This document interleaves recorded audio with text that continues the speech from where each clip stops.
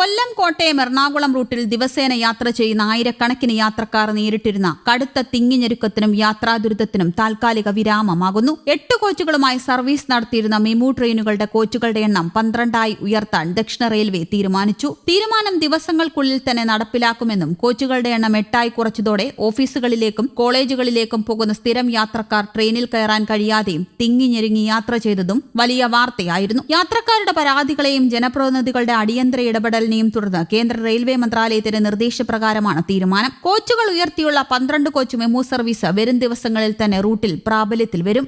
ഇതിലൂടെ യാത്രാ സൗകര്യം കൂടുതലാവുകയും കടുത്ത തിക്കും തിരക്കും നിൽക്കാൻ പോലും ഇടമില്ലാത്ത അവസ്ഥയും മാറും. നിലവിൽ കോച്ചുകളുടെ എണ്ണം 12ആക്കി ഉയർത്തിയെങ്കിലും ഈ റൂട്ടിലെ കടുത്ത തിരക്ക് പരിഗണിച്ച് ഭാവിയിൽ 16 കോച്ചുകൾ വരെയെങ്കിലും ആക്കണമെന്നാണ് സ്ഥിരം യാത്രാ സംഘടനകളുടെ ആവശ്യം. അതിനിടെ ബംഗളൂരുവിലേക്ക് യാത്ര ചെയ്യുന്ന മലയാളി യാത്രക്കാർക്ക് ആശ്വാസമായി ബംഗളൂരു എറണാകുളം വന്ദേ ഭാരത് എക്സ്പ്രസിന്റെ കോച്ചുകളുടെ എണ്ണം 8ൽ നിന്ന് 16ആയി ഉയർത്താൻ റെയിൽവേ ബോർഡ് അനുമതി നൽകി. ഓണം തിരക്ക് പരിഗണിച്ച് നടപ്പിലാക്കുന്ന ഈ തീരുമാനത്തോടെ ഇരിപ്പിടങ്ങളുടെ എണ്ണം 530ൽ നിന്ന് 1128ആയി ഇരട്ടിയിലധികമായി ഉയരും. കൂടാതെ എറണാകുളം കായംകുളം തീരദേശ റൂട്ടിലെ ഏക സിംഗിൾ ലൈനായ മാരാരിക്കുളം ആലപ്പുഴ ഭാഗത്ത് പാത ഇരട്ടിപ്പിക്കലിനായി 220.51 കോടി രൂപ കേന്ദ്ര റെയിൽവേ മന്ത്രാലയം അനുവദിച്ചു. ഈ പാത കൂടി പൂർത്തിയാകുന്നതോടെ ആലപ്പുഴ വഴി പ്രതിദിനം കൂടുതൽ പാസഞ്ചർ മെമു സർവീസുകൾ ആരംഭിക്കാൻ കഴിയും. ബംഗളൂരു, മൈസൂരു, ചെന്നൈ തുടങ്ങിയ സ്ഥലങ്ങളിൽ നിന്നും കേരളത്തിന്റെ വിവിധ ഭാഗങ്ങളിലേക്ക് റെയിൽവേ സ്പെഷ്യൽ സർവീസുകൾ പ്രഖ്യാപിച്ചു. വേളാങ്കണ്ണി തിരുനാൾ പ്രമാണിച്ച് എറണാകുളത്ത് നിന്ന് കോട്ടയം, പുനലൂർ, ചെങ്കോട്ട വഴി വേളാങ്കണ്ണിയിലേക്ക് വാരാന്ത്യ സ്പെഷ്യൽ ട്രെയിനുകൾ അനുവദിച്ചിട്ടുണ്ട്.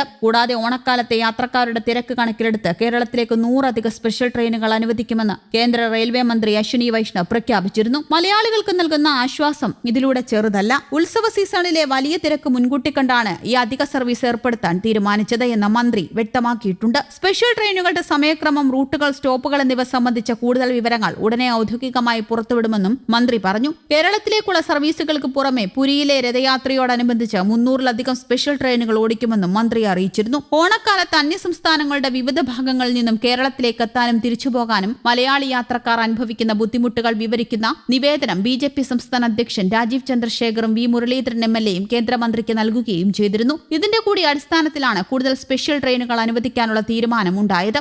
ഏറ്റവും കൂടുതൽ മലയാളികൾ ഓണത്തിന് നാട്ടിലേക്ക് വരുന്നത് മുംബൈ, ഡൽഹി, ബംഗളൂരു, ഹൈദരാബാദ്, ചെന്നൈ തുടങ്ങിയ നഗരങ്ങളിൽ നിന്നാണ്. ഇതിൽ ഉത്തരേന്ത്യയിൽ നിന്നുള്ള നഗരങ്ങളിൽ നിന്ന് ട്രെയിൻ അല്ലാതെ സാധാരണ യാത്രക്കാർക്ക് മറ്റു മാർഗങ്ങളില്ല. അന്യസംസ്ഥാനങ്ങളിൽ കുടുംബവുമായി താമസിക്കുന്നവർ മിക്കവാറും ഒരുമിച്ചാണ് വരുന്നതും മടങ്ങിപ്പോകുന്നതും. മാസങ്ങൾക്ക് മുൻപ് ബുക്ക് ചെയ്താലേ ടിക്കറ്റ് ലഭിക്കൂ എന്നതാണ് നിലവിലുള്ള അവസ്ഥ. കേരളത്തിനോട് ഏറ്റവും അടുത്ത നഗരങ്ങളായ ബംഗളൂരു, ചെന്നൈ എന്നിവിടങ്ങളിൽ നിന്നാണ് സർവീസുകളുടെ എണ്ണം കൂടുതലായിട്ട് പോലും ടിക്കറ്റ് കിട്ടാൻ ഏറ്റവും അധികം പ്രയാസം അനുഭവപ്പെടുന്നത്. ട്രെയിൻ ലഭിച്ചില്ലെങ്കിൽ ഇവർക്ക് ടൂറിസ്റ്റ് ബസ്സുകളെ ആശ്രയിക്കണം. ഈ സീസണിൽ ടൂറിസ്റ്റ് ബസ്സുകാർ അവരുടെ സാധാരണ നിരക്കിന്റെ 3-4 മടങ്ങാണ് വാങ്ങാറുള്ളത്. കൂടുതൽ ട്രെയിനുകൾ ഈ സമയത്ത് ഓടിക്കാതിരിക്കാൻ ടൂറിസ്റ്റ് ബസ് ലോബിയുടെ സമ്മർദ്ദം റെയിൽവേ ഉദ്യോഗസ്ഥന്മാരുടെ മേൽ ഉണ്ടാകാറുണ്ട് എന്നത് ഈ സമയത്തെ സ്ഥിരം യാത്രക്കാരുടെ പ്രധാന ആരോപണമാണ്. ഇതിനെല്ലാം പരിഹാരമാണ് ഈ സ്പെഷ്യൽ ട്രെയിനുകൾ.